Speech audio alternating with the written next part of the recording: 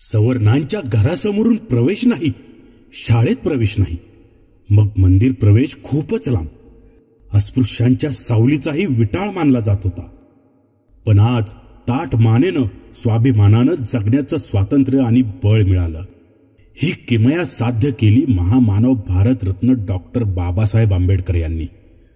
Doctor Babasaheb आंबेडकरांनी काळाराम मंदिर प्रवेश सत्याग्रह केला.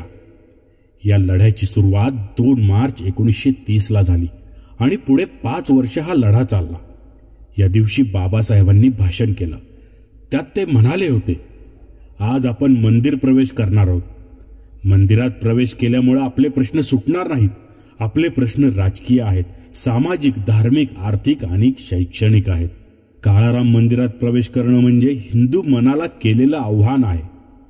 उच्चवर्णीय हिंदूंनी आपल्याला आपल्या हक्कांपासून अनेक पिढ्यांपासून दूर ठेवलं. आता तेच हिंदू आपल्याला आपला मानवी हक्क देतील का, हा प्रश्न काळाराम मंदिर सत्याग्रहाच्या माध्यमातून मी विचारतोय.